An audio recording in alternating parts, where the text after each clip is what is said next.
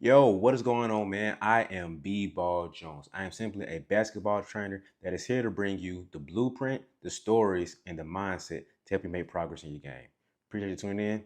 Let's get it. Welcome in to this very interesting episode with Mikyla. Man, this is uh this is a very interesting episode, man. There's a lot of things going on here. So first, we was just kind of going back and forth about her playing career, just kind of seeing what things would like at Georgia State with her, and just getting an update on how she was doing, how she progressed through her career, and dealing with the mental side of the ups and downs of her career and everything. And then we shifted to talk about personal stuff and the state of how we deal with things mentally and emotionally of women versus men. And at some point, we talk about the WNBA current state of the game. It was a lot of stuff going on in this episode, but overall, it was a really good one. It was really fun one. She has so much personality, and it was so fun to talk to her.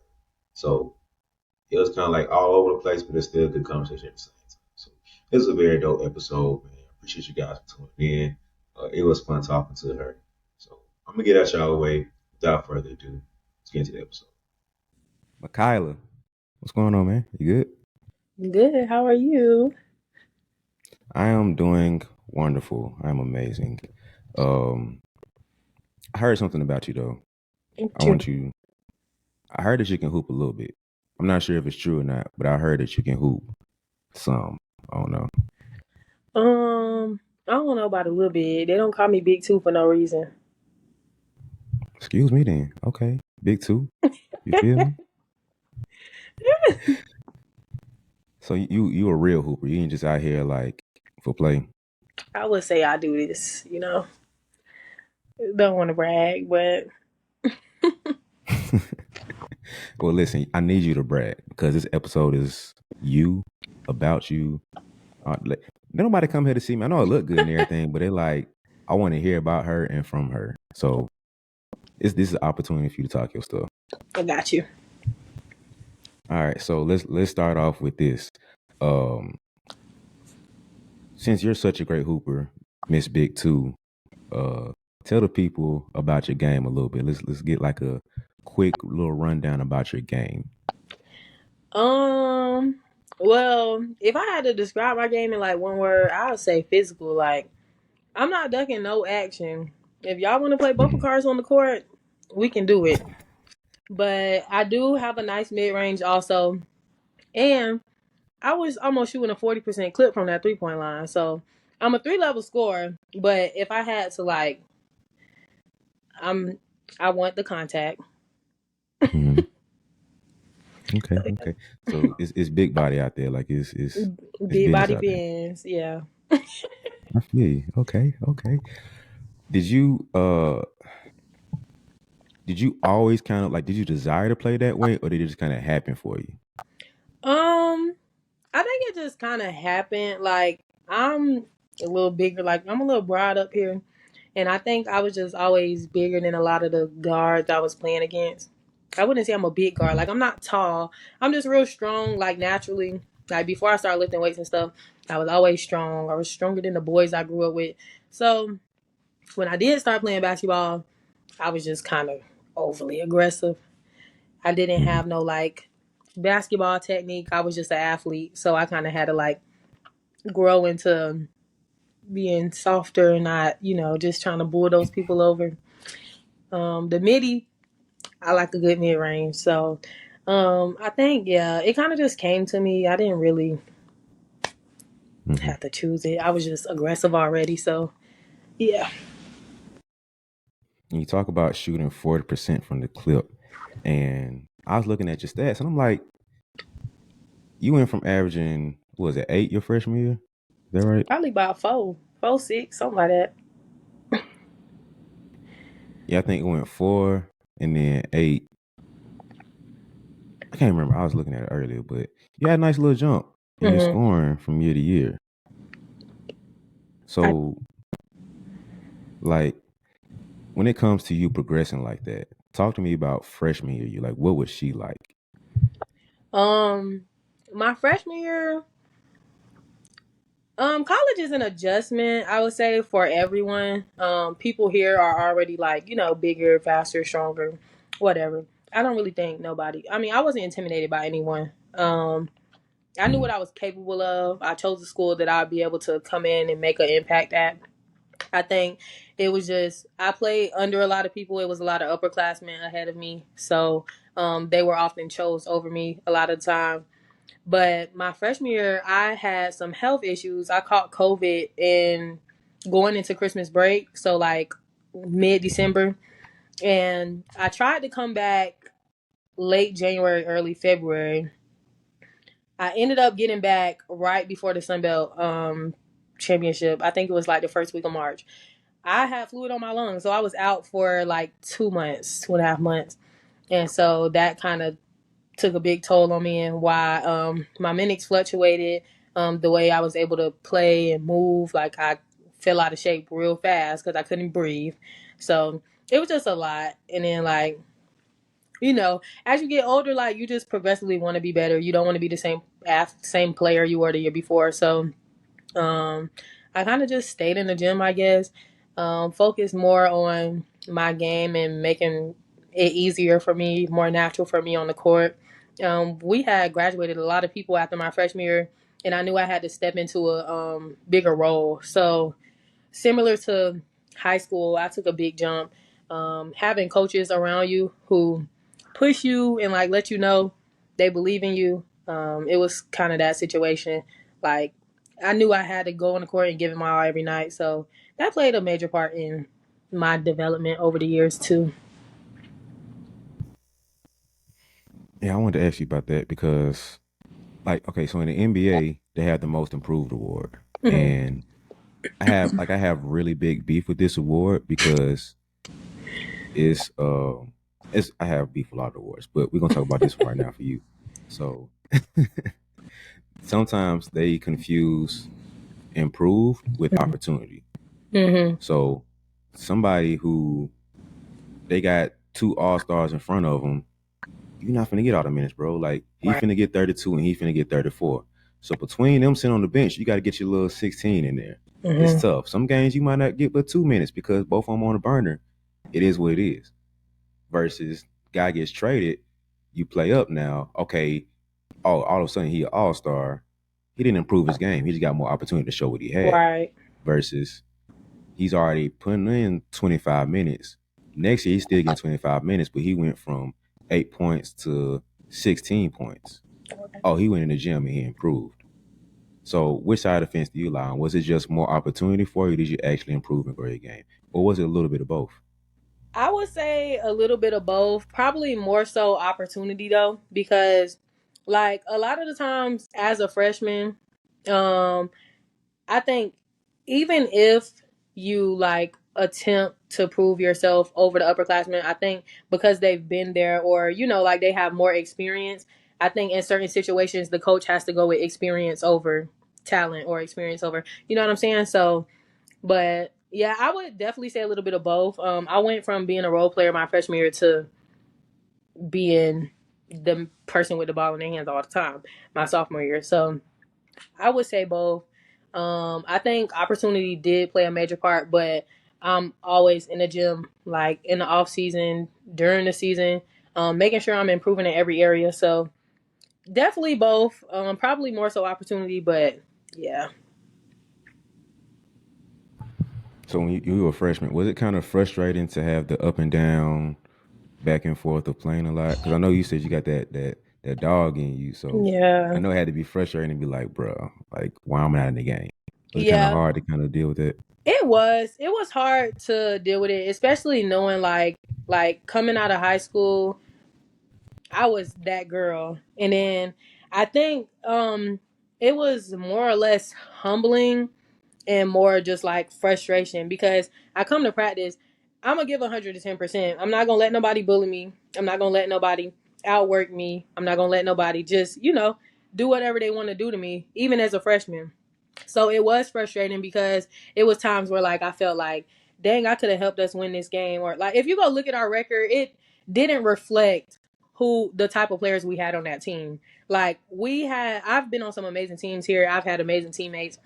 But I also felt like, dang, like I feel like I could have helped this game, or I feel like I could have helped in this area. So it was frustrating, just the up and down. And then getting sick made it even more frustrating, because it's like I'm already fighting for minutes because I'm underneath upperclassmen, but now I'm sick and I'm out of shape. And coaches look at that like, if I can't get you to run for 2 minutes, then how will you help us in this game? So that was really frustrating too. So yeah, my freshman year, it was a challenge, boy. It was all over the place. Mm-hmm. Did that ever like impact your mental health a little bit? Like, did you ever get like overly frustrated and it just kind of got overwhelming and you got depressed or anything like that? Did it ever affect you mentally? Yeah. Um, my freshman year and my sophomore year were really hard, but it wasn't just in basketball. I didn't get to come to college and be a regular freshman. I was graduating early. So it was like between classes, missed opportunities on the court. Usually basketball is my outlet. So it was like I wasn't getting what I needed from basketball. Now Yeah. I'm stressing about class. So it Mm-hmm. did get a little hard. I remember one time we were down at Georgia Southern. My family came. They surprised me at the game. And I think I seen them and I just broke down crying. I was like, it was my grandma, my mom, my uncle, my aunt, and my brother. And I just broke down crying. Like, it was such a relief to see like something familiar, because basketball wasn't working out. School was stressing me out. And I was just like, dang, like I didn't even know that I was holding it in like that. But when I seen them, I was like, nah, my my mental health is was like, ooh, I was all over, man. So did you ever like see any signs of it before then, or was like you seeing them, it hit you and it's like, oh, I've been down. It's like you in a tunnel and you don't know it's black until you see light, and it's like, dang, it's been kind of dark in here. Like, Yeah. was it like that for you, or it was slowly declining? Um, I knew, but like I'm the strong friend, so I try not to let like my feelings show. I try to be strong for other people and stuff like that. So I kind of just put like how I felt in the back burner, and I just kind of kept telling myself like, you got to keep going, you got to keep going. But when I see my family, I was like, dang, like you really didn't, like, I don't know. Like, how couldn't you tell? I knew I was like sad though, between being sick and not feeling like I didn't have anywhere to release like what I was going through. I was like, dang, like, yeah. So it was a little bit of both for me, but I knew I was on the decline. Like, I was so stressed. Like, in the weeks leading up to it, I was stressed out. My face started breaking out when I'm stressed. That was just, it was a lot. My appetite was all over the place. So I knew, but I think seeing my family kind of just brought it out of me. Like, okay, you got some, you could talk to them about it. Like, it's okay. So yeah. Hmm. So was it more of stress and anxious, or was it more of like depressed and sad, a combination of it all? What were you feeling during that time frame? I would say a combination. Like, I am a crybaby. I'll cry. I don't care what I feel. Like, even if I'm happy, I cry. I'm a crybaby. So I think depression looks different for everybody, I would say. But after the fact, I did tell my mom, like, like, I think I was depressed, because I just, it was days where I would just come in the room. Like, I'm a roomie anyways. I like to be at home. But it was days I would just come in the room and lay in the bed. I wouldn't touch a computer. I didn't want to watch TV. I didn't want to talk to nobody. So I think that was probably one of the signs. Um Stressed, that schoolwork was taking me out. I can't even lie. I was going through it. But it was like, that's something like that you can overcome. So like I try not to let it wear me down too much. But I think it was just a combination of them all. Like, yeah, I was sad, but I don't know. It stressed me out that I wasn't able to play, and I could felt like I couldn't release or talk about what I was going through. So yeah, maybe just like all of them just coming together and just on me. So before you saw your family, were you aware that like you were at this low point? was that the lowest you felt at that point, and then they kind of helped you get back up? Like, what was like the bottom for you? Um, that might have been like leading up to that game. I think I knew. I was just like, because like our coaches, you can, that year particularly, you could talk to them about anything. So it's just me, like, I don't like to put my problems on other people. I don't like to talk about how I feel. I've been working on it, but at that point, like, I'm 18, I'm fresh into college, like, so it's like I don't want to be a burden on nobody. I don't want to have all these problems and put them on somebody else, because everybody else got their problems too. But I think leading up to seeing my family, I knew, but maybe seeing them did kind of, because anytime I see my family after I don't see them for a long time, I just feel so relieved. Like, especially my grandma. Like, my grandma know all the right things to say. That's my lady. So she just gave me a long hug. And this was before the game. I just broke down crying. So she just gave me a long hug. And she was like, it's going to be okay. It's going to be okay.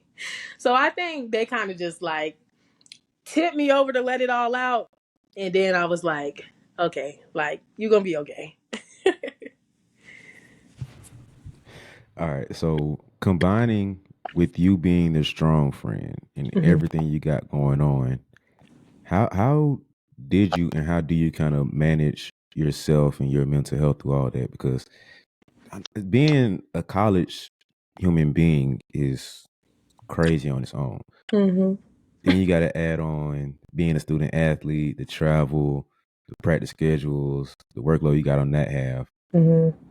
How did you manage all of that and then being a strong friend? Because I don't say strong friends have it the worst, but it's just a different workload you got when you are the strong friend. So how It are you is. keeping yourself together in the middle of all of that? I would say one of the biggest things for me was like positive self talk, like always being positive. Because I'm real hard on myself. I don't know why. I'm just real hard on myself. Like, I gotta give 110%. If I feel like I didn't do it right, I gotta do it again. So I think just being positive and giving myself grace, like, you're new to this. This is like the schoolwork. It's a different path. Being a college student athlete is different than being a high school student athlete. So I just had to like give myself grace and tell myself like, you're doing fine for where you're at, Like, it was just, and also my friend, like, I've had some amazing teammates, like I said before. So like they can kind of tell when I'm, so they'll be like, come on, let's go do this, or let's cook, have a day in, let's watch a movie. And yeah, so I think between me not being so hard on myself and then my friends also giving me grace and allowing me to feel what I'm feeling, but not be like, not sit in it or not be down on myself, I think that helped like tremendously. But yeah. Yeah, like did you have the struggle of feeling like being vulnerable is being weak? Um, no. Cause like I said, I'm a crybaby. So if I'm feeling something, I'm gonna let it out. But I think being vulnerable for me was more so of, I don't want to be a burden to the next person. Especially like everything that was going on. COVID was a rough time. So I think it was more so like, I don't want to put my issues on the next person and build up on their issues, because I don't know what they're going through either. I don't know if they told me everything that they've been going through, or I don't know if they're having a bad day. Like, so I just didn't want to put it on them. But I didn't feel weak. I feel like being vulnerable and being able to express your feelings and talk about how you're feeling about something. I think that's actually like, that makes you stronger than a lot of people, because you you know a lot of people can't do that. It's surprising how many people can't talk about their feelings or don't know what they're feeling. So I think being vulnerable is actually a sign of strength. I admire people like that. So yeah. Being a guy, it's very easy to do that. Like it's all right, cool. Like because like we are, I don't say raised, but growing up is kind of just, I'm a little bit older, so I'm still part of that era of what you crying for. Like Mhm. man up. I'm still part of that era. So it's like, yeah, I'm deep into the personal development stuff and the mental health. I'm aware of all that stuff. Mm-hmm. But deep down I still have all these seeds of forget all that. What you crying Like for? exactly. And so I don't hear none of your excuses. Mm-hmm. Feelings can sit them down over there. We get to them later. Like just Mm-hmm. go over here and handle this work.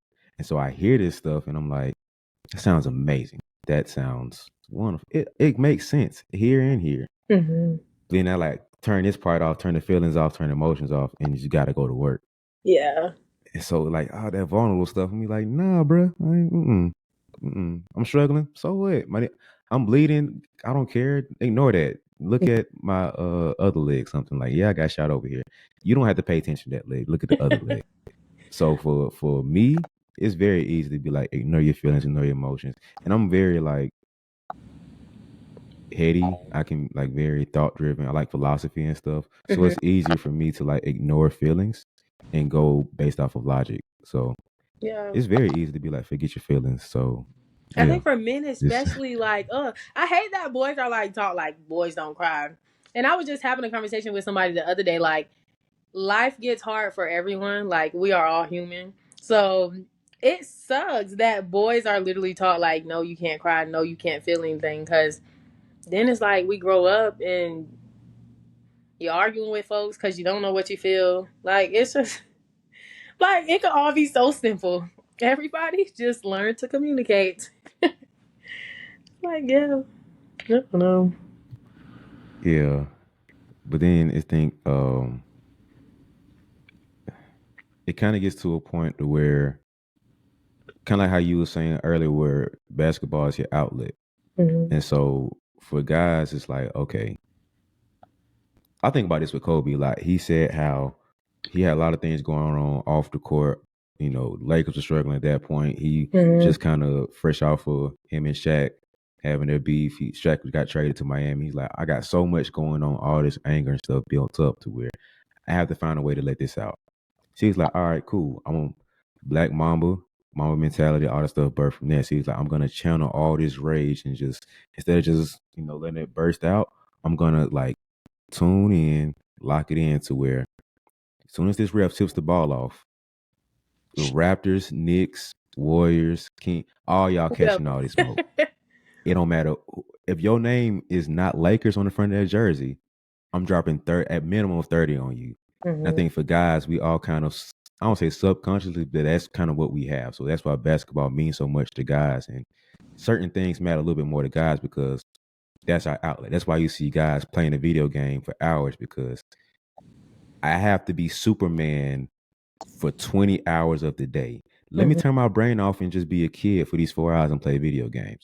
Or I have to be Superman all this time. I'm just going to watch anime or I'm going to watch cartoons or I'm going to do whatever. I'm going to hoop and I'm being in the gym for hours because I get to be around like-minded guys who have the same issues. We feel it, but we ain't even talk about it because we got a hoop. So Yeah. that's kind of like an outlet of like you were saying, like you got life going on. So I'm a hooper. I need that to kind of be my release. So that's kind of where it is for guys when it comes to that. Yeah. I think real female hoopers too, like when I'm dealing with an injury right now, so obviously like the gym isn't my number one option. But prior to, it could be 11:30 going on midnight. I would get up and I would go to the gym and I would shoot. You can't sleep anyways, so you might as well just get up and go do something. So yeah, I think I learned to channel, like I found a balance. So I've learned to like channel it and put it into something else. I recently got into like journaling and stuff now that I'm dealing with my hip. But prior to, I would get up, go work out, um, come home and just shower and go to bed because you don't let the issues go at least for the night, for the next couple hours. So might as well. But I've also like learned, some things you just have to talk through, communicate with others because people can't read your mind. People don't know if you don't tell them. So I think I'm still finding like a good balance between the two, but I totally understand the whole channeling it and putting it into something else because it's been multiple, like my first 2 years here, multiple nights where I had to just take it out on the court. Cause even now, I'm a get you. If we got a game, I'm gonna get y'all. I'm mad with one of my teammates. I'm mad with one of my coaches. I'm finna get y'all because they done made me mad. So I totally understand the whole, just taking it out, allowing the game to be your outlet instead of talking about it. I understand that. So I'm not even saying that's 100% right either, yeah, but it's I something. think it is. Yeah, it's a step in the right direction. So I think for guys, we do have to get better with that overall. So we're trying. Okay, we're doing something. It's a lot of other things we could be doing. So it's like just give us the 2 cents for what we are doing. Like give a little something. But Give y'all our props. yeah, it's just a little bit. But journaling. How long have you been doing it? So I stopped being able to practice in March. I haven't picked up a basketball played since March. So I started mid March, end of March, around there. What has that done for you? Um, I would say it's made me like a lot more at peace with my situation. Um, Along with a lot of praying and like talking to God, God, please just heal me. But I think journaling is another way to write down how you're feeling, being able to reflect. It allows you to do a lot of self reflecting. Like, maybe this happened for a reason. Everything happens for a reason. So it's like you looking at it, you write it down, you think about ways like ways you can work through your problems or your situations. It's this a bunch of brainstorming, honestly. Like, this where I am now. What can I do to improve later? How has this helped me improve now? Like, it's just, yeah. So I would say it's made me a lot calmer about the situation because when I first found out that I wasn't going to be able to play, they told me 12 weeks and I looked at them and I was looking at them looking back at me knowing that I don't like to follow the rules. And I was like, 12? Like, one, two, like, that's 3 months. I was like, I'm a basketball player. Like, how y'all just gonna tell me I can't work out for 12 weeks? But I think, like, when I write it down and I'm looking at it, like, it just brings me a lot more peace with my situation rather than stressing myself out about it. Like, you gotta sit the 12 weeks anyway. So you might as well, if you need to talk about it, just write it down, pray over it. And yeah, but I've been a lot more calm and I'm happy with my progress so far. Yeah, but yeah. 12 weeks. I was like, child. You funny, man. Man, I was looking at them, looking back at me at 12, like 1, 2. I was like, wow. Okay. 12 weeks. Okay. Is this your first like real injury? Yeah, I've never been hurt. I think in middle school I got flipped out of the air and landed on my knee wrong. They put me for crutches on like a couple weeks, but to like actually physically not be able to like pick up a ball, it had got to a point where I couldn't even walk comfortably on my hip. So it was just like I knew something had to happen. And rest is a good, but I've never been injured, and I thank God for that because I don't think I don't think I can do it. I can't even do these 12 weeks. I don't think I could do it. So I'm like, thank you, Jesus, that this was all. Yeah, because I know that like the injuries are a lot for athletes because, like we said earlier, is that's our escape. That's the peace in the middle of the storm Yeah. for like athletes or hoopers, whatever. So you take that away, and we just like, bruh, like, what is life right now? What Yeah. is going on? Oh, So for that to be your first one, I kind of want to say you're fortunate, but it still sucks to have to go through it it. still sucks.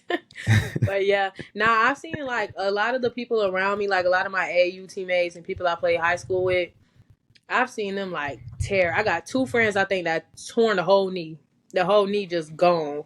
And I'm like, dang, like I'm grateful it wasn't me, but I wish it wasn't you either, because that's a long process, like at least 9 months. Yeah. And I'm like, dang, I got a teammate who something they Achilles did something to the Achilles. I'm like, baby, God, just keep watching over me, because yeah, those like watching my friends go through rehab and like literally not being able to play, not being able to walk, like I was like, oh, please, just, oh.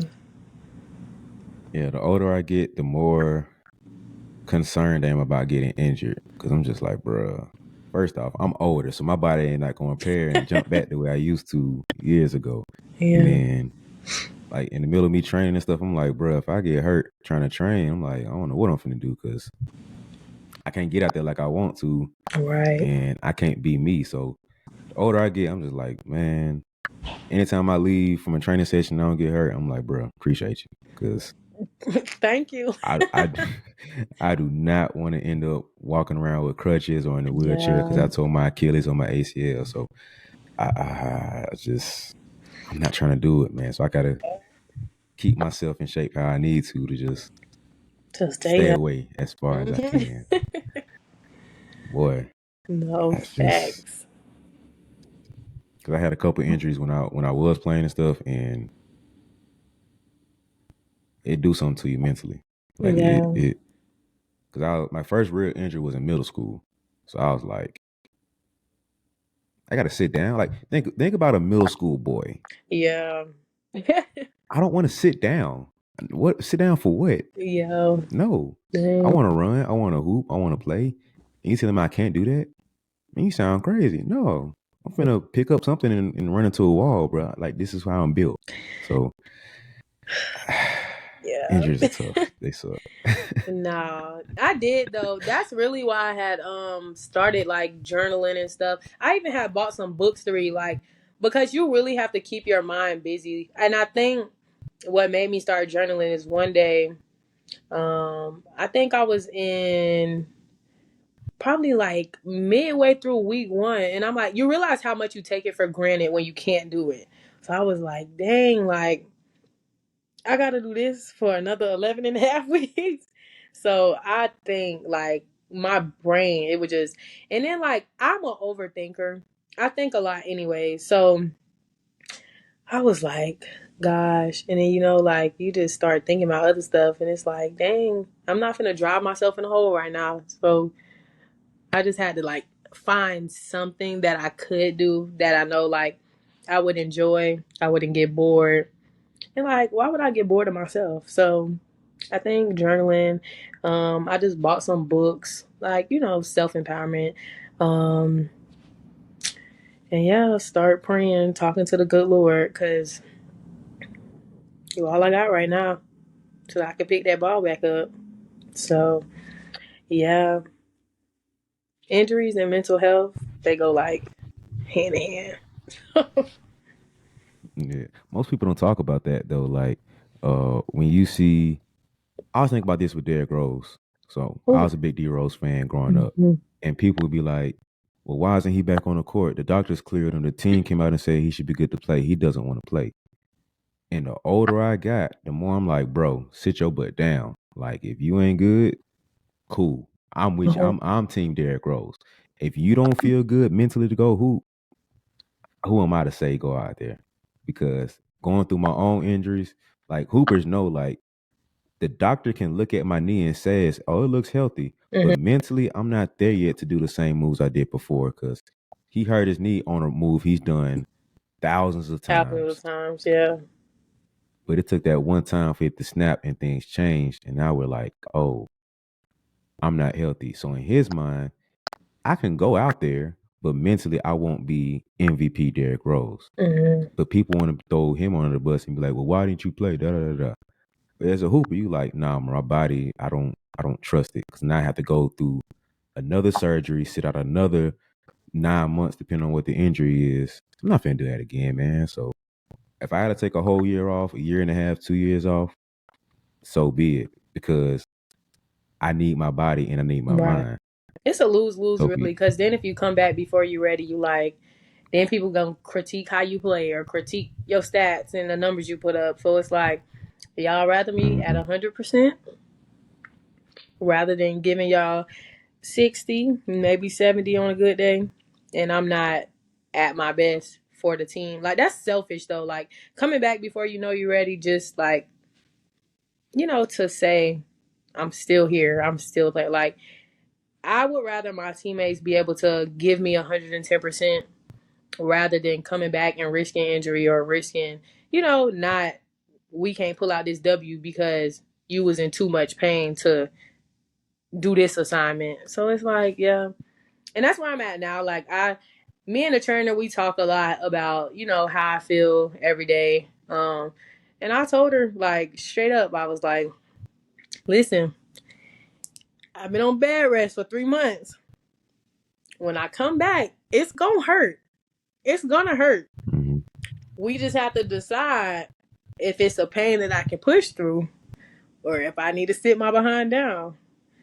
And I tell her, like, I don't know, like, I'm scared, like, one wrong hit and it's gonna be back to square one. And I can't I know myself that I can't make it through the season at the pain that I was in at the end of the year last year. Like, it literally got to where I couldn't lay comfortably, I couldn't walk comfortably, I couldn't do nothing. Like, I couldn't even sit in a chair, sit in a car without being uncomfortable. And I want to be the best person I can be for myself, but my teammates too, because we have goals. And I know that if I'm not 100% at 100%, like, how I'm gonna help y'all achieve those goals if I can't even do a quick little move, like, play defense at 100%. Like, I can't do that. If I can't give that to you and I have a teammate who can, why would I just go fill a spot just to remind everybody that I'm still here? It's not worth it. And I need my hip. So, I mean, for long term, I don't want to tear it up. Because I don't want to have a hip replacement by 25. So I hear you, but it gets to a point too where, like, somebody like a Derrick Rose who 100% is MVP, putting up 28 points, 6 rebounds, 4 assists, something like that. I don't remember his stat line exactly. And so let's say he's 70%. That means 70% of him is still giving you 20 points. And his 20% is better than the backup no shot to whoever it was at that time. Because they ain't giving you 20. Like, yeah, a Derrick Rose 20 is going to be different from John Lucas the third 20. I think he was a backup at that time. But it's 2 different games. yeah. So him being out there at 70%, 80% can give you a lot more. And then you got to think about how the athlete mindset is, are you hurt or are you injured? Mm-hmm. And we're guys. So it's like, it goes back to the Y'all training never of, think y'all injured. boy, what? When your foot turned the other way, man, I'm good, bro. Just tape it up. I think that's what the That's how trainer's we so think. cautious with me. She like, I know you're strong. I'm like, you got to give me some kind of grace now. I ain't did nothing in 3 months. I'm gonna have a little bit there, but like, if you tell me to sit down, I sit down. But if it was up to me, I probably would have been back playing 2 months ago. So, so yeah, And that's how most guys think. That's how we get hurt all the time. yeah. So, I'm trying to be better.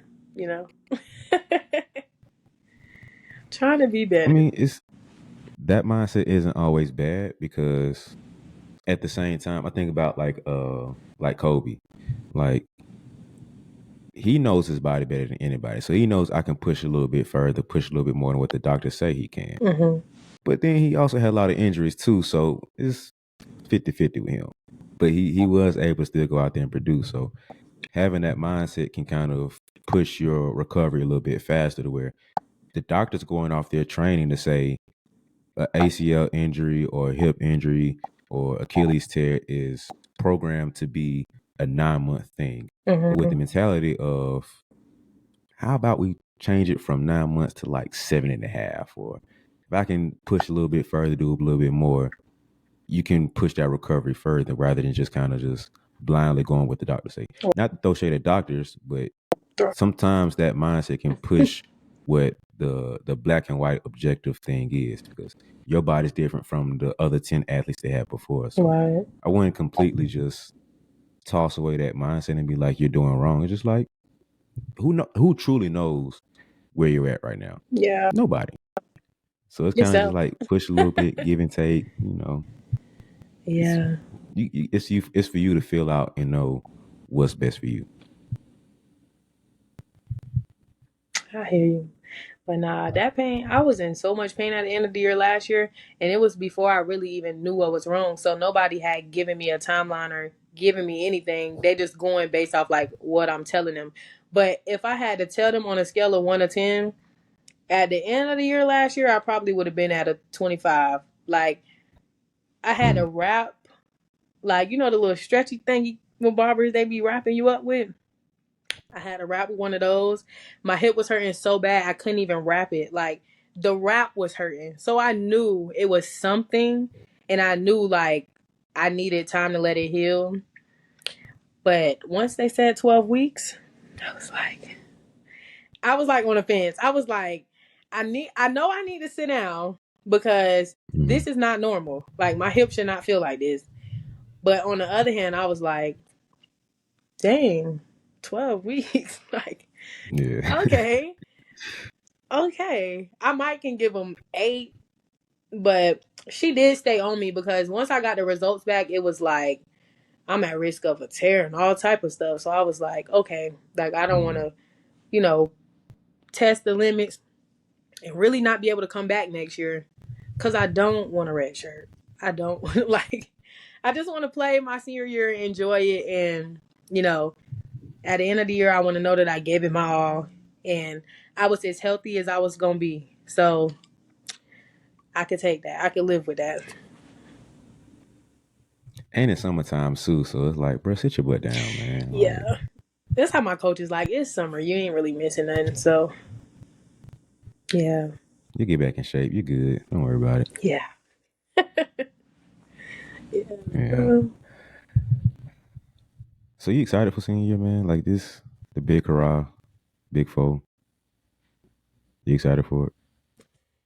Yes, I am actually. I think we're bringing back some key pieces. You know, everybody said last year you got to be the best year. So I'm just real focused on just being whatever my team needs me to be. Every year my role has been different. Not my role, but like my responsibility, I guess. It's been different. So I'm just looking forward to seeing like, how we're gonna put all the pieces together because we did get a whole new team. But I am looking forward to it. I think we have a good chance at making it far in our tournament. I think we have a chance. I always think we have a chance to win it. We just got to go out there and play how we know we can play. And hopefully all the pieces fall together. So, yeah. So you're guaranteeing that you win in conference next year, right? They better watch out because we coming. So that's a guarantee that you're going to win conference. Yeah, I we just want gonna to make win that it. I'm gonna clear. put it in the air. Speak it into existence. We gonna win it. We coming to take the Okay. championship. Okay. So if you don't win, I'm allowed to mess with you about that, right? As long as I'm allowed to jump on you afterwards. Nah, you can though. I can take a little jokey joke. But don't laugh too much and don't laugh too soon, cause ain't nothing funny. Ain't nothing funny. Oh man. Okay. I'll be nice. I'll give you like, because I can go there, but I'm gonna be nice Okay. for the sake of being nice. Because I'm a kind gentleman, Okay. and so I'm just gonna show you that. I'm not gonna show you other stuff. So we're just gonna leave it right there. So And I'm gonna come back to this. If you say anything out of line, I'm gonna come back to this, and I'm gonna say, "Remember you said that." Listen, I'm very mindful of this. That's why I'm not saying anything right now because you're not going to catch me slipping on my recording. We're not doing that. Okay, No, no worries. no. No worries. See, listen. I've been doing this thing for a minute. You're not going to catch me slipping during the interview too. No, man, you're not going to catch me slipping doing that. Okay. I'm very mindful of what's interacting right here. But I caught you saying you're gonna win conference. We Listen, gonna I'm win. playing chess. Don't worry about it. We gonna Don't win. worry about it. I'm putting it in the air. All good vibes. This is gonna be the first thing I post when this episode come out. It's gonna be the first thing that's out. Like, And that's she fine. said, And tell them Big we're Two winning. gonna stand on it. Bet. You feel me? Okay, I like that. Mhm. Matter of fact, let's continue this. Any more guarantees? Anything you want to throw out No, there? go Let's keep this ahead. energy going. No, let's keep it I'm going. not What's getting up? What's into it next? with you. I Let's can get it. You winning guarantee. player of the year? No, like really, if you would have asked me like as a freshman, was that one of my goals? I would have said yeah. But I think now, like, it really started my sophomore year. Like, if you truly want to win a championship, you have to be willing to make sacrifices. So I know that I have to sacrifice putting up 20, and you know what I'm saying? Because I do have some amazing players around me. Like, every night they don't need me to go out and score 20 because I know my teammates. If we all can put up 15, that's fine. I'd rather have a 10, 8, and 5 stat line with a W than a 25, 11, and nothing. No W to show for it. Like, what is me winning player of the year if we suck? You know what I'm saying? So much rather the wins. I do know how to take over a game when it's time to, but I very much, prefer we get the championship than winning a independent accolade that I don't know people won't remember after 5 years. Anyways, so I kind of got two thoughts about that. Where people say you have to play your role, and I'm like, that sounds amazing. Play your it role, does. but that automatically goes to I have to play less and give away more. But let's break it down like this. Let's say the average college game, the team scores 80 points. Mm-hmm. Okay. On some teams, you're going to have a 20-point score. On some teams, it's going to be a 12-point score. Mm-hmm.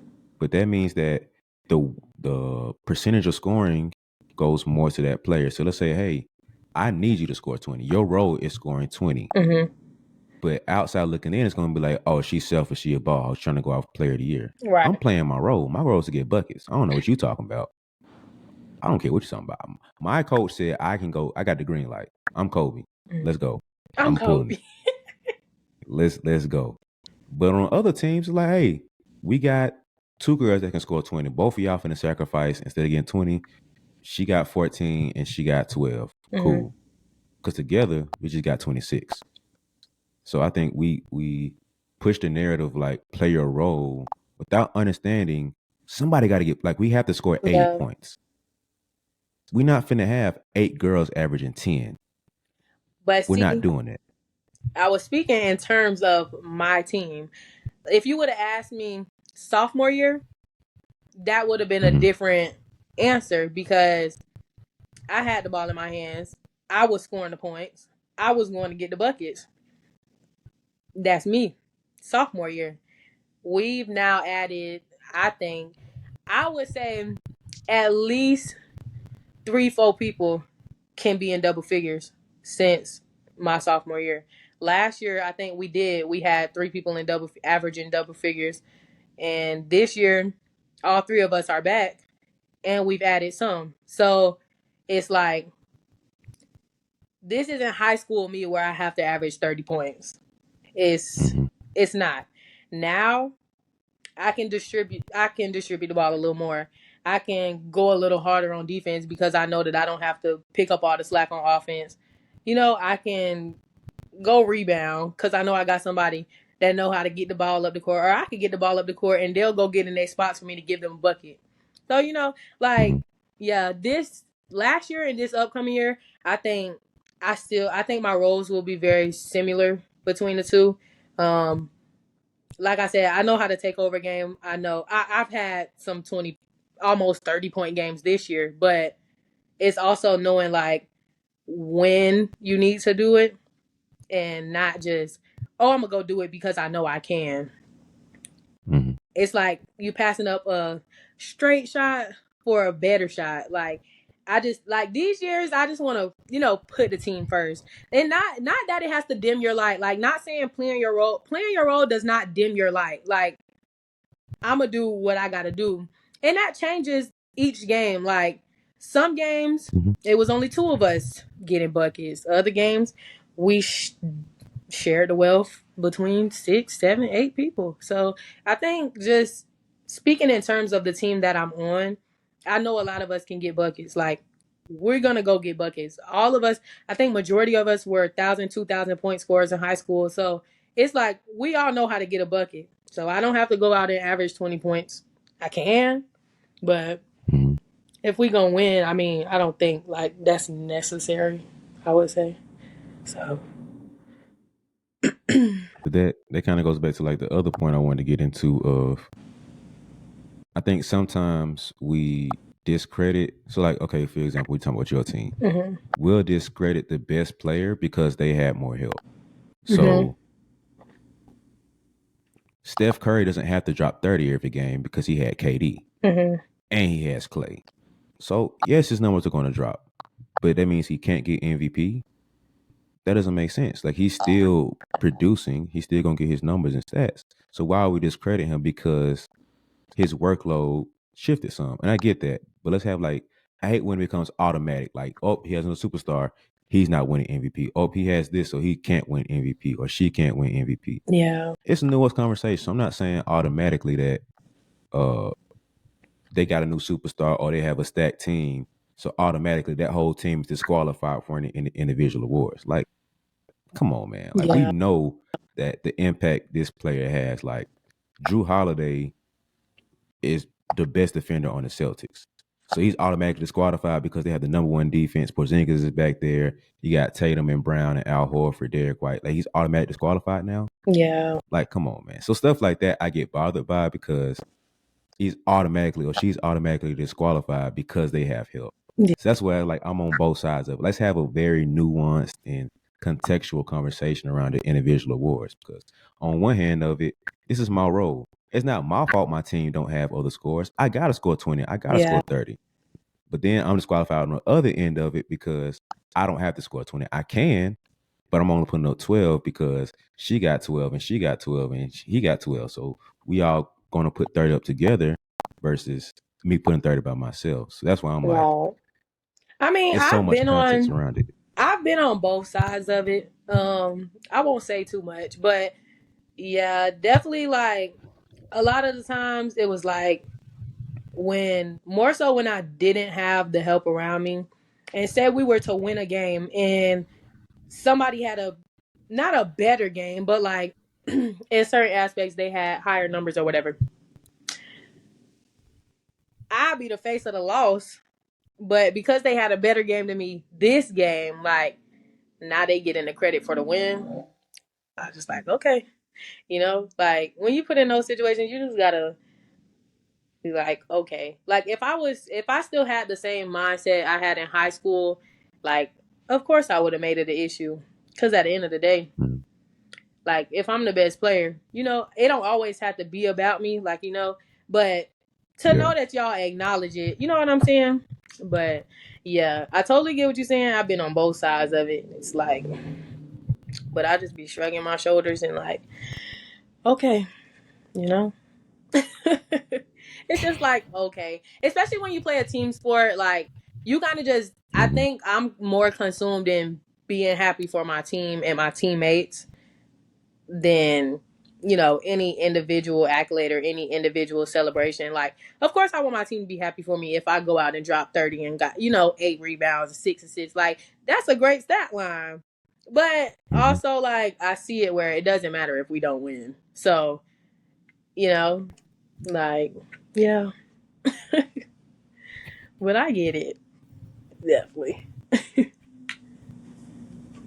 So you're not guaranteeing player of the year. Is that what you're saying? No, I'm not guaranteeing that because I don't care about that. All right. I'm trying to think of something else I can get you a guarantee. Yeah, but you can't. You can't give me the guarantee nothing else. Okay. 20 plus wins.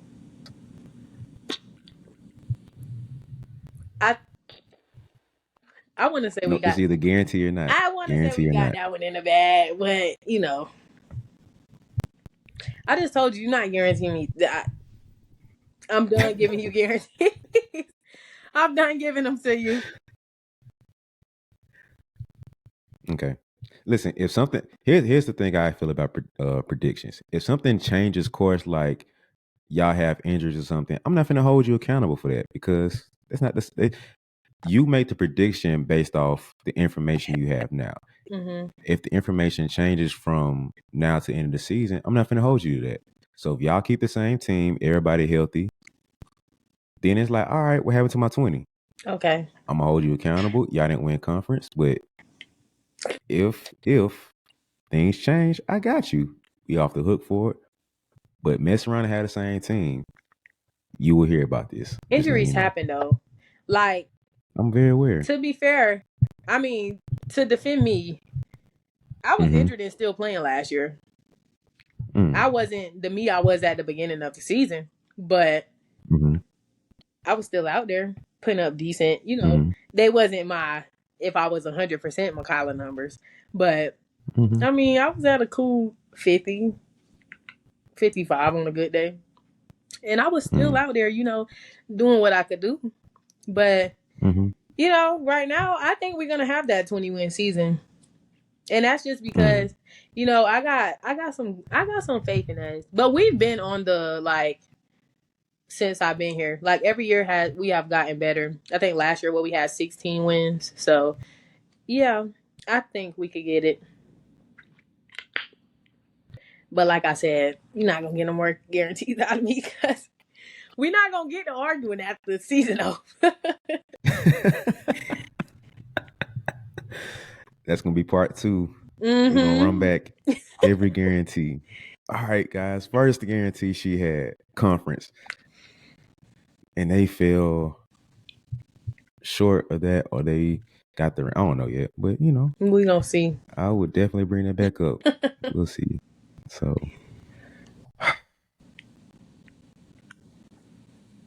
I'm really trying to think of something to get you on. I'm brainstorming right now. What's your defense looking like? You a pretty solid defender? Yeah. My problem is No, you hesitated. Nah, I mean, nobody ain't just finna. You think somebody just gonna get buckets on me? No. But my real problem is, like, I think in my head that I'm like 6'5", 215 or something. Because I'd rather be down there fighting with the post players. But I have to tell myself and remind myself, like, girl, you was 5'6", barely that. So, yeah. But that is one of my goals this year. I was telling my coach, like, I want to be smarter on defense. One, because of my lower body injuries. So I want to make it easier on myself. Like, you know, I'm a great I can read passes real well. And I have a good like sense of having my head on the ball. But I think with like, you know, just sitting down or, you know, on different rotations or whatever, I just want to be smarter. So, yeah. So, are you speaking more on the ball or off the ball? Or a little bit of both? Both. Really. Yeah, both. Because I don't do like a whole lot of fouling. I don't, you know, I'm not like, I'm a good defender. I just want to be better. So, yeah. Yeah. Because it's almost two different worlds being on the ball versus off the ball. It's definitely so far. Like,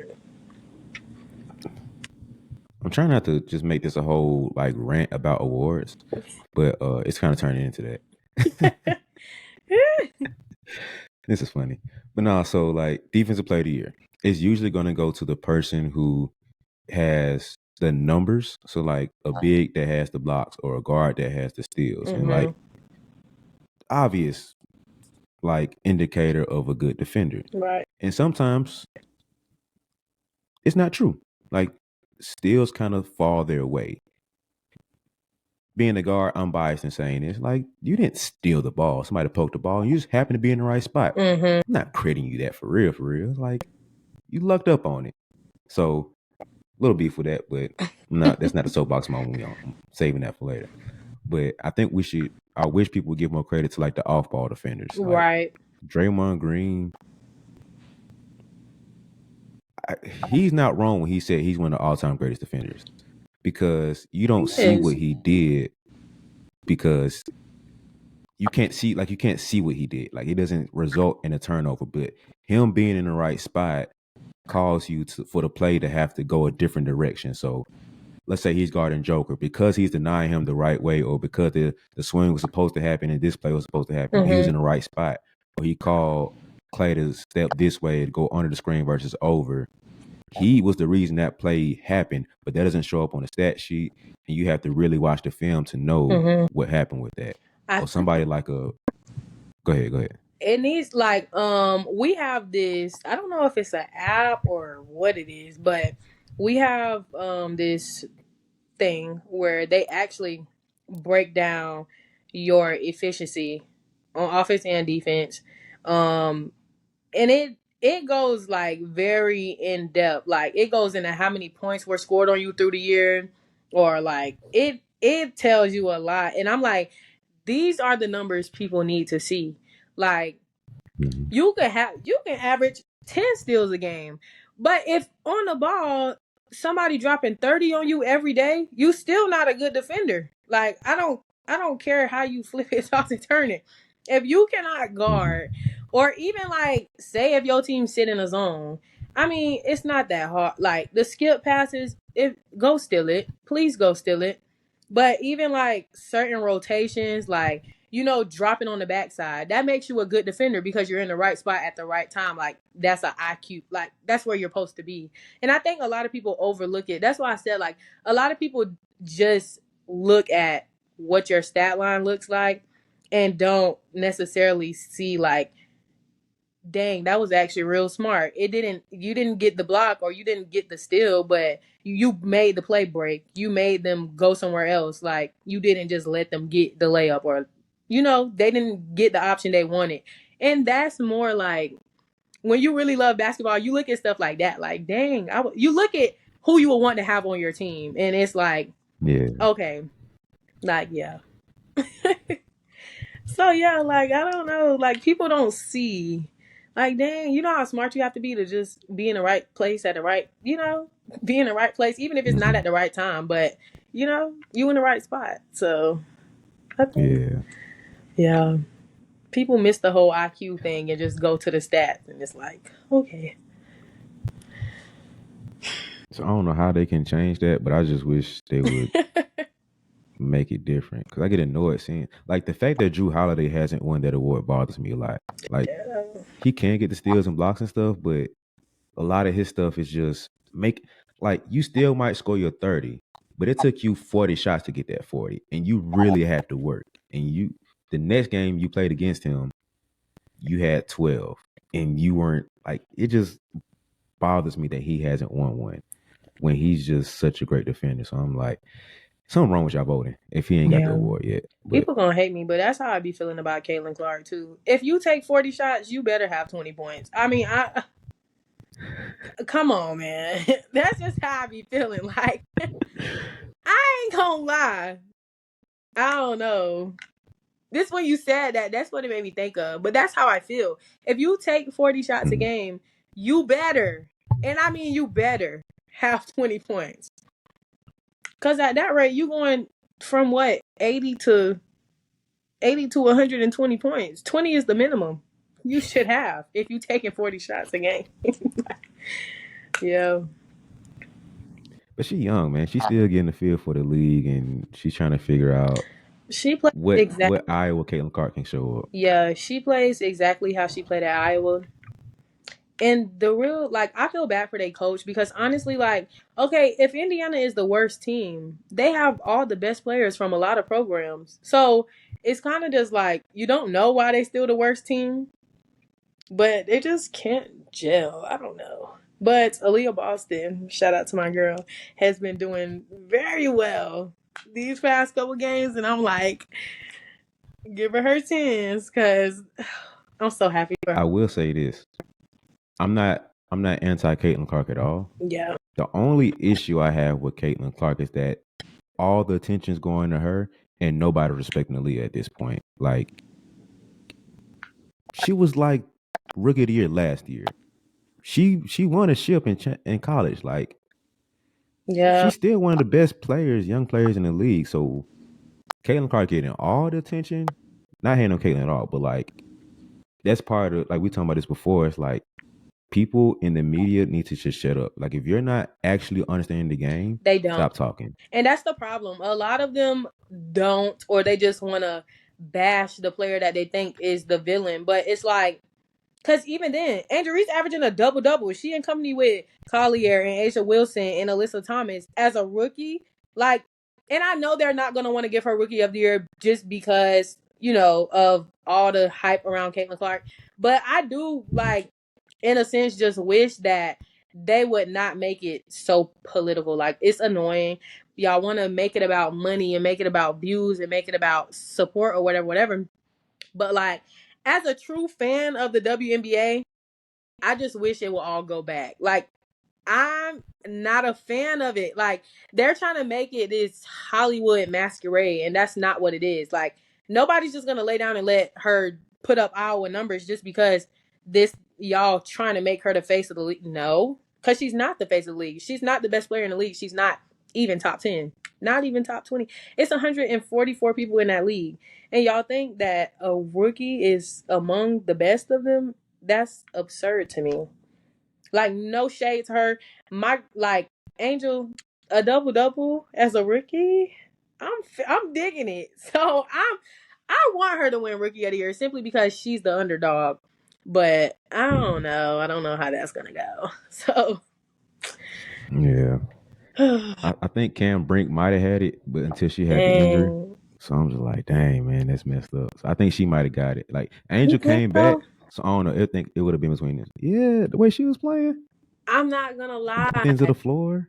I'm not gonna lie. I don't ever think she had a chance because a lot of the, first of all, majority of the people voting, they only, like, when they choose these awards, they only look at a stat line, right?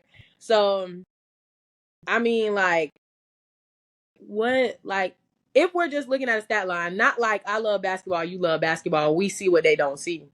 If you're just looking at the stat line, Cam doesn't stand a chance. I'm not gonna lie. She just don't. So it's like, okay, you're looking at the stat line, and what Caitlin averaging like 17, rebounds, 5 and 6, 5 rebounds, 6 assists a night, whatever. Like, you know, and then you got Angel averaging a double.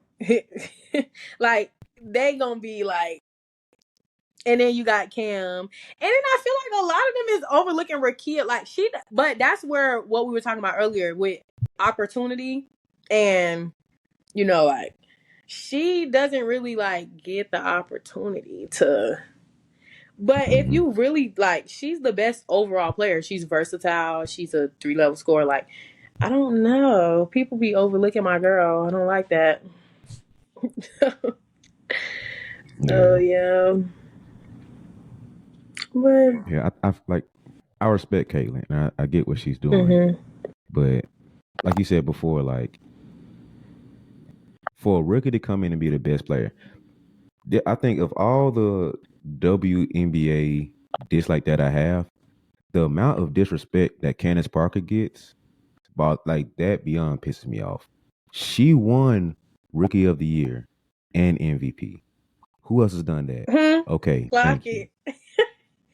So that's what bothers me. I'm like, bro, name one other person that did that. You can't. It's been her. Literally.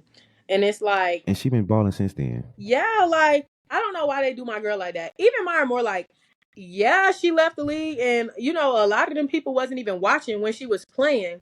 But Yep. let's not forget about all the people before this generation. Like, it's so many people that came before us. Like, how can you not pay your respects like that? Ugh, it blows me. And like, I don't know, it blows me. And then it's this whole the new Steph Curry. Really, it was just Sabrina. What, she graduated college 2017, 2018. I don't know, but it was just her. She actually worked out with Steph. Like, Steph. That girl that met Kobe, all type of stuff, and y'all just like, I'm just, you know, people just clout is a drug, and people just follow whatever is popping at the moment. But it's like, I don't know, because like I told you before, I didn't like despise, like I didn't not like her. It's not that I didn't like her. I just don't like for the media to take somebody and paint them as like this super, like, because Angel Reese is like, I just love how hard she works. She's not the most skilled player. She's not the most, you know what I'm saying? She just work hard. She go rebound. She put that, like, she works hard. And I just felt like they was making it like they was trying to compare her to Asia and compare her to, and I'm like, it's no way y'all disrespecting these people like this. Like, no way. But now it's like I'm rooting for her because, like, I feel like people just want to attack her because of this whole Caitlin Clark thing. And I'm like, wow, like, logo threes get you this much. I need to go get in the gym then and start practicing to shoot from the logo. If that's all it takes. Like, dang, I don't know. I don't know. Yeah. Yeah. It got a little too much because they were trying to force the Angel versus Caitlyn thing. And on one hand, it made sense. I'll say this, in college, it made sense because you had two teams who had national championship aspirations. They had the ability to go back again. So I'm like, okay, that makes sense. Once both of them said, I'm going to the draft, that's the end of that thing. That should have been it. But even if they wanted to carry it on for views, like, yeah, they play each other today, but let's not.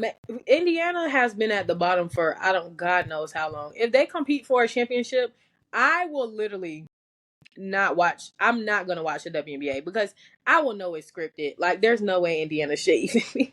I'm not gonna lie, like, I don't know. But Chicago, like, you can't really say that about Chicago. Chicago just won the championship a couple years ago. Candace came, brought them a championship, and then she got out. Like, you can't, like, yeah, they're in a rebuilding phase, but they've had a championship. They've tasted it. They know what it takes to get there. Indiana has not. But it was a different team in Chicago too. It was. The same ladies. But they also have some very good players. Like, Dana was a superstar at Louisville. The Mayberry was a superstar at Notre Dame. Like, they have pieces. I think they just need more pieces. Cause I don't really think Mayberry was worth giving up all their first round draft pick or whatever that deal was that they made. I wasn't too fond of that. But yeah. Yeah. I'm not gonna get a GM hat on. I'm not taking that one. You can have that one. Okay. My bad. But yeah. Yeah. I will say that the Fever do have at least another year or two because if you look at what the Aces did, like, they had 3 number 1 overall picks, I think. I know it's Asia, Jackie, Kelsey, and Jackie. Yeah. So it took them at least 3 years to get it right. I think it took them 4 years to win the championship between, like, whoever the first pick was until putting the the pieces championship. together. So yeah, so it took them. They went, like, their core was drafted, and they went and got the Chelsea Grays and the other ladies kind of built around them. But the Fever are still, they're like basically year 2 of this because they got Aaliyah last year, they're Caitlin this year. That next piece come next year. Then it's like, okay, we got our core pieces. Hopefully, we have the right coach in place. She Not throwing does. shade and shots. I don't know. She has some amazing role players on the bench, though. Like, I'm not gonna lie. That lady got Mhm. Lexi Hole on the bench, Victoria Saxon. Like, to be honest, I'm a little biased, but I feel like anybody who plays up under Don Staley, I feel like they just got something different about them. Like, you know what I'm saying? But like, if you watch them, they all buy into their roles and they play their roles well. So it's not like I'm gonna get in the game and I'm not gonna do nothing out of the ordinary. Like, if you watch South Carolina, everybody plays their role, and I think like I don't know, like between Aaliyah Boston and Alyssa Smith, like Aaliyah Boston, she just now getting back in her groove. Nalissa was she was probably the best player at Baylor when she was there for those last 2 years at least. But it's like, I don't know. Like, she has the role players, but I don't know. Like, maybe she don't want to take superstars and put a role player. I don't know. Maybe it'll all come together if you just use the role players, though. Because when you have that many, like, I was that girls in college, like, of course, everybody gonna want they stick their hand in it. Like, you know what I'm saying? So it's like, I don't know if they've adapted to making Caitlyn the face of Indiana. And now I just got to sit back and play my role. Among females, that brings a lot of jealousy. So, yeah, I don't know. I think it's a little bit more of they're trying to. I don't want to say force her to be number one, but I think it'll be easier for her if they had somebody else to take more of that point guard pressure off of her, because she's still putting up a lot of turnovers. Like, she's still trying to force the Iowa game to come. And let's be all the way real about this. She had a lot of dumb mistakes in Iowa too. Like, I she had was a lot going to of dumb say, the turnovers. turnover Like, number was high at Iowa, too. yeah, like the game is the same for the most part. The only thing that changed is that she's getting exposed more because she's playing against better talent. So nothing has changed as much as far as her game.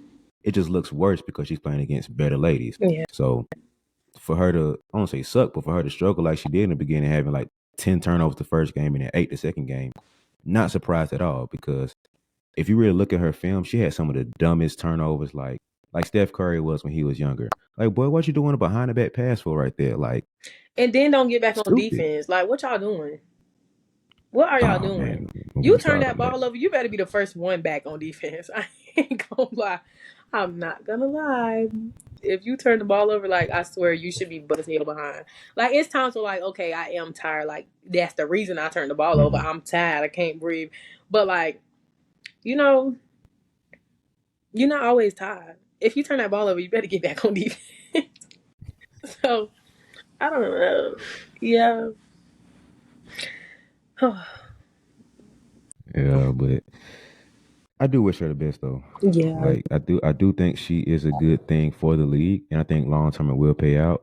So I'm definitely not, praying on her downfall or nothing. But at the same time, let's slow down on her current state. She's not amazing right now. She's still learning. Like, it's the first year, dog. Like, relax. She's not the superstar they're trying to force her to be. Like, just chill. She's not gonna be Caitlin Clark yet. Give her about a year or two, then let's see. But I know I'm the outlier in thinking that way. Most folks want her to be jump in game one. Oh, she ain't doing what she's supposed to do. Yeah. All right, relax, bro. You sound dumb. But I think it was them, like, it's the media. Like, the media creates narratives. Like, even the beef, they've been playing each other for how long? Like, they've been in college playing against each other for 4 years now. Why all of a sudden y'all trying to make it, like, a thing? Like, don't make it that. It's just friendly competition. We all hoop. Like, I don't know. I don't know why they did that. Because then they put, like, not even a lot of pressure on her, but I think, like, the audience that they've reached, like, now everybody got high expectations of her. And it's like, okay. To us, it's like, for a rookie, god dang. But, to them, it's like, okay, she's not doing what y'all said she was going to do. So, but yeah. Let's see. Yeah. I said this 2 years ago though, and I'm starting to look right. This is the crazy part. I was saying how Caitlyn and Angel might end up being how Magic and Bird was at their point when they were younger. Because at that time, the league was kind of shaky. And then you had, just to be blunt, I can be blunt with you. It was East Coast versus West Coast. It was blacks versus white. It was Boston versus Celtics. And you know the whole rivalry with that. So I'm like, I see what y'all trying to do here. Once the whole little talk about how it was painted that Angel was the innocent white hope and all that stuff, and Angel's being a thug, I'm like, oh, I see what y'all finna do. Y'all finna try to spin this whole thing to be that. Yeah. So bam, y'all finna be black versus white like it was Magic versus all the little sub things that went under that people want to talk about. That's what y'all finna do here. And so Make it a y'all race finna take war. this.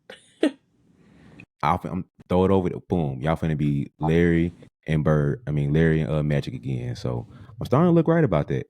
That's They exactly making me what look they're like I know doing. something. That's exactly what they're doing. And then, like, if you like, let's be real, like, she is more so on the, like, redneck side of things, whereas people try to compare her to like Paige, but Paige is more like, like, And she grew up in Jersey, dog, yeah, around like, hood food. Like, come on, you man. can't compare them or expect them to have the same like reaction or response to what's going on. And I just, as much as you want to, like, we're all adults, we know right from wrong, but you literally cannot. You just can't. Like, Mm-hmm. you just can't. And I feel bad for them that it's happening like that, but it's, what can you say? Because I mean, they've been doing it. They do it to men. They do it to the women now. Like, it's, but yeah, it's just not. It's not that. And I wish they would stop trying to paint it to be that. Because even when Angel fouled them.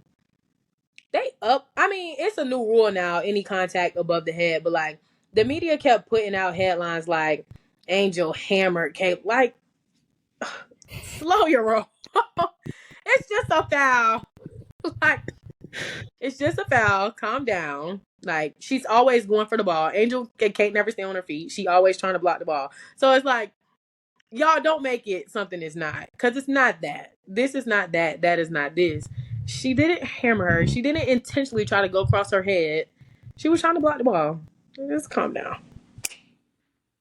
Like, Yeah, like I was saying, I think we said it before we recorded. I'm like, I got concerned for the W when it started getting popular, and now you have.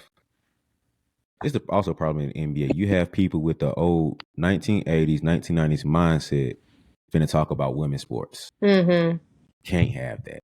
Because now you finna come in with the old gangbusters mindset, like you said.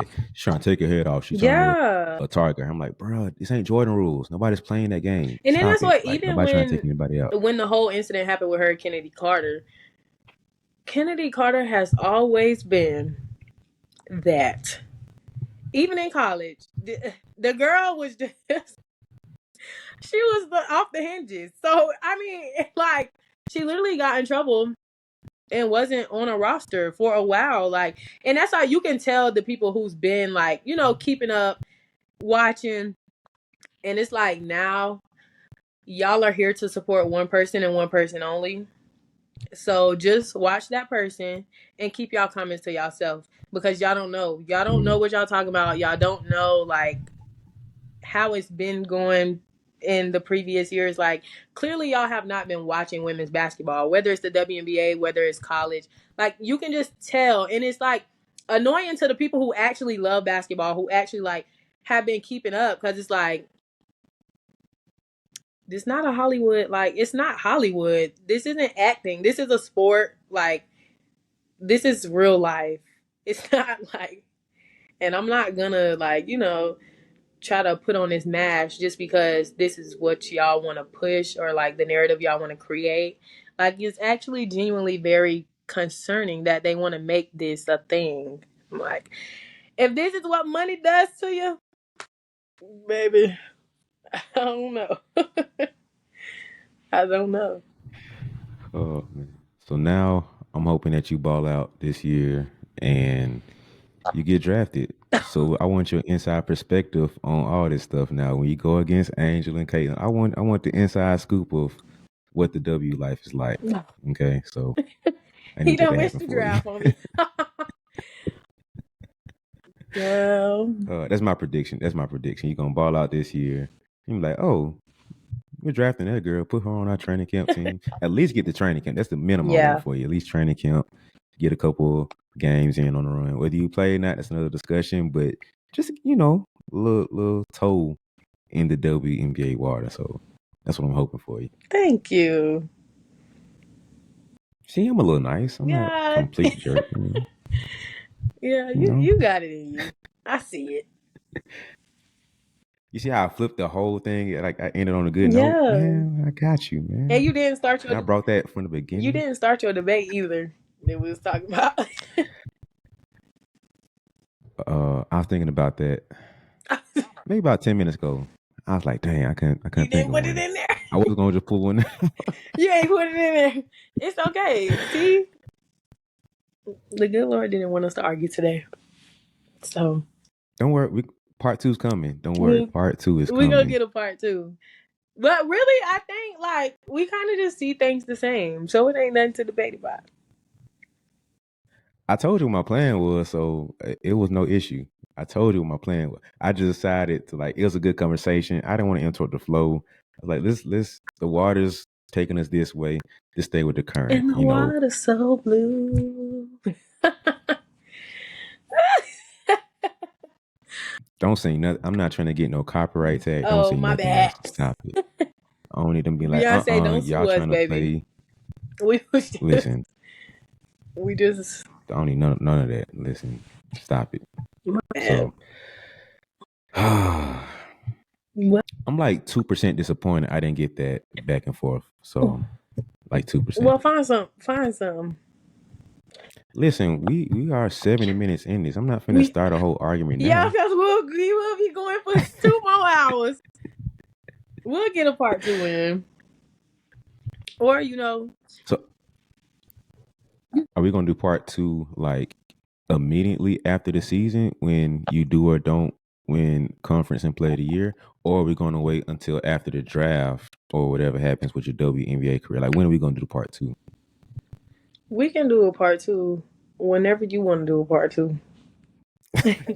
Because I know you're going to want to talk about the conference championship and yeah. So we could do it after the Sun Belt. And then, wherever life takes us after that, we could just do some updates. Do an update. So it might be like a part 2 and then part 2.5, just like a quick little update on how life is after that. Quick update, boom. She She either went to the W, went overseas, so she just said forget all that and went to law school. But no, like how in college you're not supposed to talk to agents and stuff, right?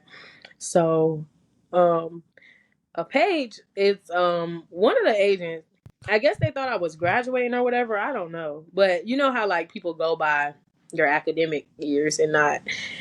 But so I'm explaining to them like, well, it was one message. I'm like, listen, I ain't graduating. I mean, I'm graduating, but I'm not done pooping yet. So, I ain't trying to be ineligible. So, just, Yeah. Oh, my. Just send them my way. I'm your college agent in terms of that, Just talk to me first. Bet. So I got Tell them to hit you up. I'll take care of all that. I'll take care of the funds. Like, hey, you gotta pay me first, and then we'll talk about her bag later. She'll be okay. You gotta pay me first. Are you serious? Chill. Oh man. No, how they. This was a very interesting episode. It was. Now I got to go watch your other episodes and see. Because I didn't. I don't like to watch beforehand because then, like, in my mind, I'll be getting ready to talk about the stuff you talked about them or answer the questions you asked them. And then like we'll get to talking and I'll be like, he didn't ask me none of that. So yeah, I just, stuck it out over here. Listen, I don't even know what I'm finna ask y'all. So I don't know how you gonna know what I'm gonna ask. Yeah. I didn't want to, excuse me, get my expectations up. I mean, not my expectations, but like, it's like studying for a test. And ain't nothing on the test that the teacher put on the study guide. So I think the only thing you could have been prepared for is the fact that, well, it depends on the episode you watch too. But you be doing guarantees with everybody? sometimes it depends. It depends on the conversation and how it goes. Okay. So I did do that a couple times. I like messing with y'all with that. And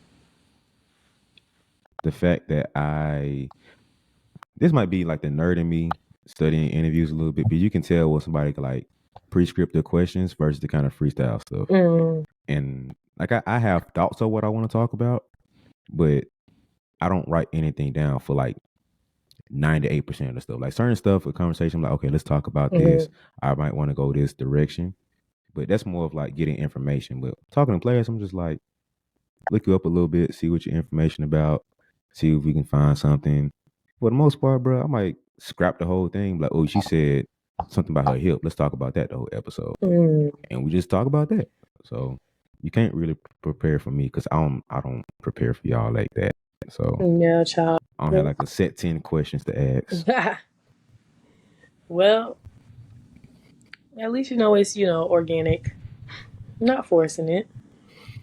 Cause yeah, I've been like, I mean the Q&As like they cool, the go with the flows, they just more natural.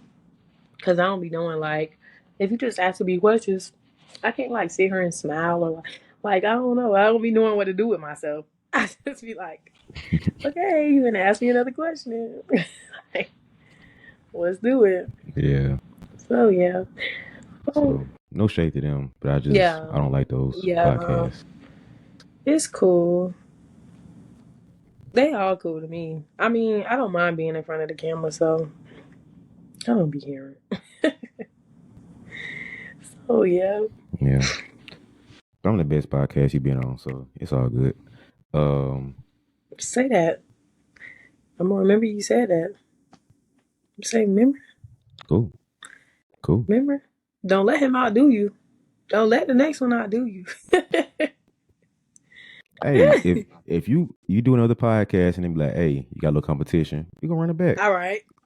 I've told people like, hey, if I'm not the best you've done, run it back. We're gonna do number 2. Okay. I told them.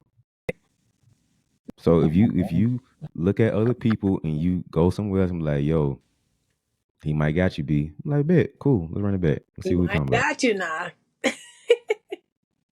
Listen, I still have the competitive side of me going. I don't hoop like I used to. So this is like part of my new sport. Like being a trainer and doing this podcast. This is my new sport. Like my competitive juices flow through this. Okay. So like, hey, you might have you over here, B. I'm like, who? Who you talking about? So if I do another one, I'll be like, hey, nah. You might. Listen, if you go to like JJ Redick or something, then I'm like, all right, he got me. Like, come on now. Like, hey, that's I can't compare with JJ, right? He got so much money. Listen, but somebody else, like, hey, we can go back and forth. All right. I know my league. I'm not NBA, I'm G League. Okay. Give me a minute to work my way up there. So okay. I got you. Yeah. I got you. You gonna anything else, man? I know you been here for a minute. I know you got a lot of stuff in your chest. Anything else you want to get out of here? Any more predictions, guarantees? Any more trash you want to talk? No. I think I'm good. Thank you for inviting me. How did you like what made you want to have me on here? You say you from Alabama? How you find me? What you mean how I found you on the internet? I went to this thing called the internet, and I looked up teams, and I was like, okay, let's go to this team. Then I scrolled through and I was looking like, oh, she can play and maybe she can play. And I was like, ooh, what's her Instagram? Then I went to your Instagram. I'm like, okay, cool. And this thing called, it says message on there. And I pressed that button and I typed a few words in. And then after that, you typed some words back. And then we ended up here. And so, Okay. boom. Dang. Internet got some good stuff on there. It's wild how that works, man. You know, it's just so interesting. Yeah.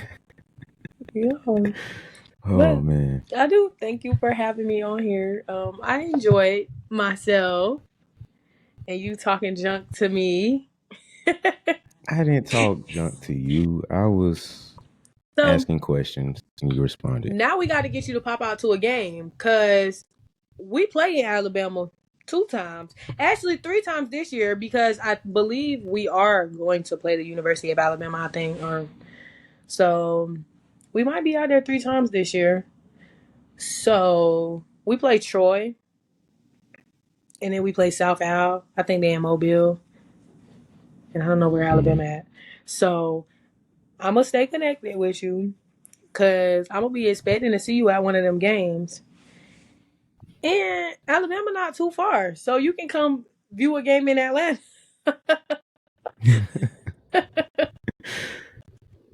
All right. So if you go to Bama, I would definitely do my best to be there. No. And then we can talk about Mobile games because that's a nice little drive. But Atlanta is not far out to reach either. We can figure something out with that. See? So We're here with you. So yeah, we'll be in touch. We'll figure something out Bet. and Bet. meet in person. So all right. Well, hungry now. I appreciate you coming on, man. This was it's a good one, very interesting one. So I'm glad if you enjoyed it, that's all that matters. I won. I didn't have to talk no trash, so I enjoyed it. It's not many conversations we can have where I don't get to talk junk. But on part 2, we're gonna be talking junk. So most definitely, yeah. I'm gonna enjoy that. I might end up showing you other sides just to preference it that way. Like, oh, he's so nice, he's so cool, and be like, part 2, what happened to that guy from episode 1? Yeah, I'm gonna say what happened. Cause where he come from? Once again, you said I talked trash this episode. All I did was ask questions. Matter of fact, we had like a little dialogue, a little conversation back and forth, and I just asked more questions in between there. Okay. But for the most part, I just asked questions. So I think part 2 would just be me asking more questions, just not questions that you might not like as much. That's all it is. Okay, no worries. I'm gonna be ready. I gotta I don't even plan my comebacks. They just roll off my tongue. That's what I love about me. So like once we get it going, it's okay though. Yeah, I'm the same way. We gonna get there. We gonna make it there. Cool, because I'm the same way. I will sit here and we can go back and forth and just you be trolling. Listen, okay, sometimes I do. But I haven't done it with you yet. I've been pretty nice here. Honestly, I've been very nice here. I have not even poked you as much as I even wanted to. So. You have. Next time you gotta poke me though. You gotta grind my gears a little bit so we can get into some things. I told you my intention. I told you I had a back and forth plan. I wanted us to go back and forth. That's toxic. But the conversation took over. And they're not toxic. What you mean? It's fine. I'm gonna make something up. Listen, I was supposed to stay off camera. You weren't supposed to say that on air. Like, come on, man. You can just edit it out. They don't gotta know the real you. No, I'm just playing. Oh man. Good though. All right, let's end this before you start making me seem like a bad guy. Okay. My bad. Dang, man, you tripping. We were doing so well. Then, like the last 10 minutes, it just, dang, man. Maybe I'm not the toxic one. Maybe it's somebody else here. I don't know who it could be. I'm just saying it's not me. That's all I'm saying. I can speak for myself. Oh, okay. Because somebody trying to give me a copyright strike with Beyonce songs and stuff, and they trying to No. label me a trash talker. I don't know what's going on these past few minutes, so I'm just Okay, no worries. I don't know. I'm gonna let you live then. Oh man, we could really be doing this for like a good another hour. Yeah, we but I don't think people want to hear that. No, dude, we gonna get a part 2. We gonna get a part 2 for real. We gonna get there. Dang, this is funny. Oh yeah. So I'm gonna just cut it off right here. We're not done, but we're finished for now. Okay. Like this is the end of this. Okay. So, yeah, man, appreciate y'all for bearing with me. This was a very rough episode to get through. I don't know how I finished it because it was tough. It was a struggle to get through this past hour and almost and a half with y'all. So thank you for bearing with me. As I think we bear through this together through this episode. So my thoughts and prayers go out to the listeners and watchers of this. Oh, please. Oh, please. But no. Nah, this was a good one, man. This was real fun. I appreciate you coming on. This was pretty dope. I appreciate you for having me, and I appreciate y'all for listening. Big 2 signing out.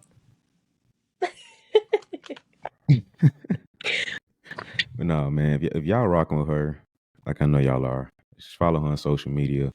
My Instagram. She seemed to be cool. I don't know. Oh, you gonna put the Instagram on there, or I need to tell them? Yeah. I'm gonna throw it down there. Okay. They don't listen anyway. Like I think people tune out when they hear that stuff and just like, at least I do sometimes. Just tune out. Like, what? Go to the link. Oh yeah. So yeah, just if I remember, I'm gonna put it down there. That's the key part. So, but yeah, follow her, hit her up like, yo, you was on the podcast, you was dope, did your thing. It was amazing to hear you go back and forth with him.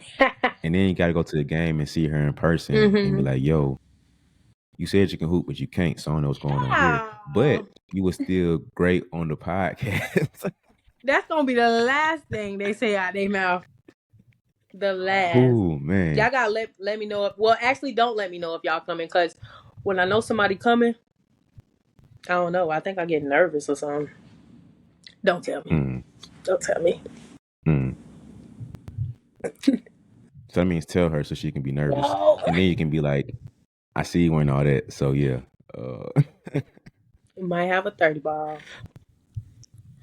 Sheesh. 30 piece. Hey, if I come to the game, you gotta drop 40. Listen, I just told you, I don't even think I shoot that many times a game. Well, like I shoot that many times, but like 40 is crazy. Need 40 piece. This isn't negotiable. I'm telling you what has to happen. So is this another one of your guarantees? I was trying to see something. Sure. Before you tried to trap me into one of them. You told me that you was gonna. I mean, I wouldn't say it's a guarantee. It's more of like a requirement. Oh. So, yeah. Okay. All right. I just had to let you know. So, but yeah, man, y'all let her know that she got dropped 42. Just throw that in the comments too. But yeah, man, appreciate y'all for watching. Thank you guys for listening. This was dope, man. Appreciate you for coming on again. Thank you. See y'all on the next one. All right, y'all.